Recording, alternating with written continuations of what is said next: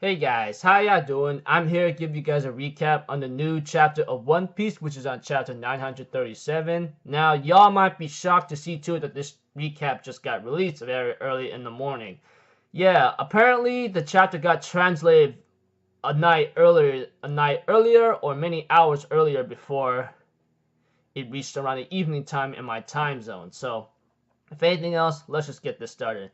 There were some important history that I believe will have an impact, though we don't really know what's really about to happen. But one thing for sure, this arc is about possibly Zoro, as many people are theorizing. But we have yet to get a confirmation on that. So if anything else, let's just get this started.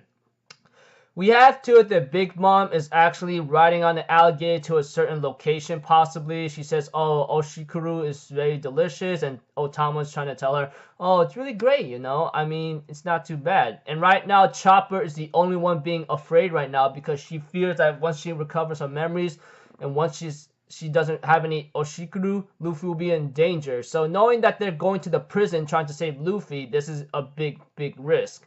And we see to it that Luffy is actually fighting and training at the same time, because right now everyone's shocked to see how Luffy defeats all the pleasures, etc. And of course, Luffy's trying to understand how to use the advanced technique of Bushishoku Haki, which is something that I have been theorizing for a while, because Luffy says something about like how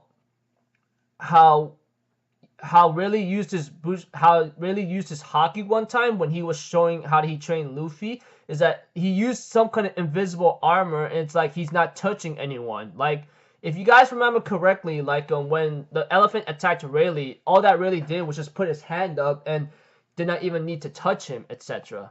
And we see to it that Luffy's trying to find a way how to use it, and of course, like he's having trouble. Of course, one of the subordinates of Queen is actually upset about this and says, hey, how about you let me fight him, you know? I mean, I can end the execution right away. But Queen tells his subordinate, like, where's the fun in that? This length of time and numbers is what makes the battle exciting. And we see to it that, like, Luffy asks Queen to bring up the next batch of warriors, you know?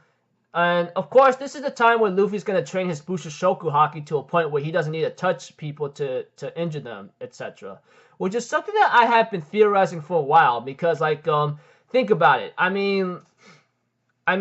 the Haki that has been used for a while throughout the series always needs the user to turn their arms black or one of the body parts black. But apparently, I guess another advanced way of using Bushishoku Haki is like invisible armor to a point where like someone hits you and then they still get hurt and you don't even have to touch them. So I look forward to see how that one goes, because you know really showed that kind of advanced Haki when he was training Luffy and showcasing it the first time. Not to mention, I think Garp is actually one of those other people too, but I don't really know about that. But yeah. Okay, going back to the scene of the highway bridge where Zoro is actually facing the highway robber warrior monk Gyuku Maru or something.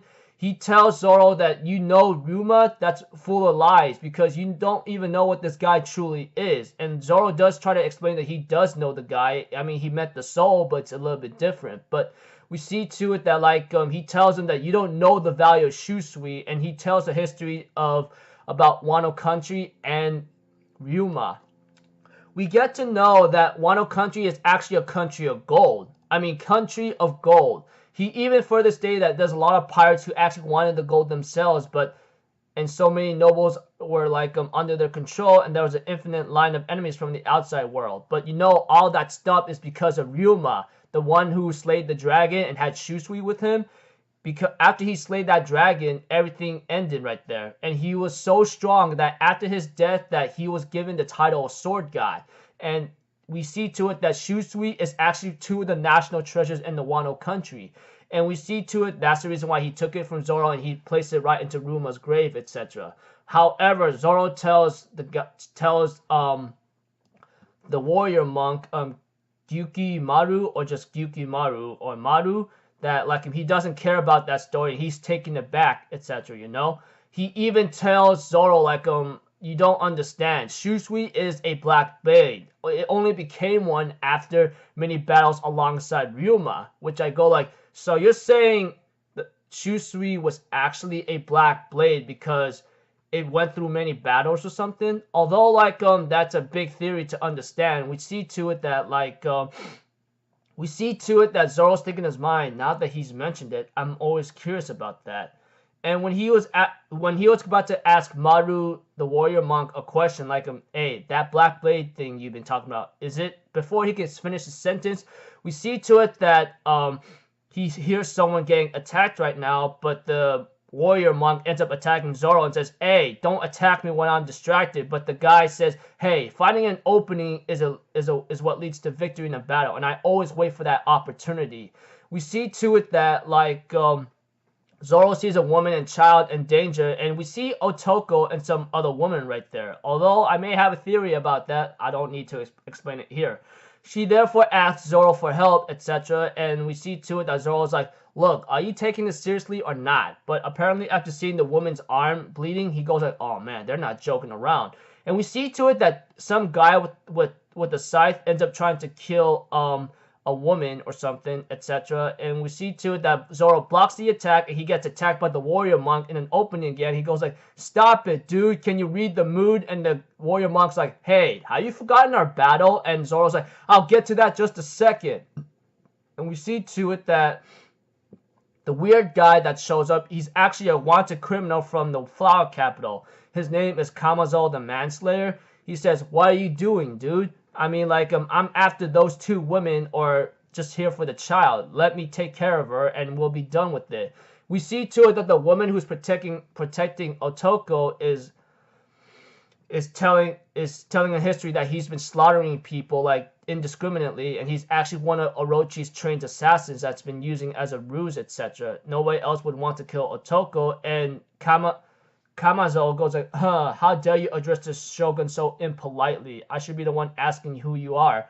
And we see to it that she asks Zoro for help, and of course Zoro says, look, I don't really want to see a woman and a child killed right in front of me, but you know what? In exchange, if I help you, give me some food and booze afterwards, okay? She goes like, yeah, that's a deal. And we see to it that like Kamazo says, go ahead and try. I don't care who interferes because I was ordered to kill anyone who stands in my way. And we see to it that Zoro says killing someone who serves under that guy is gonna cause some problems later.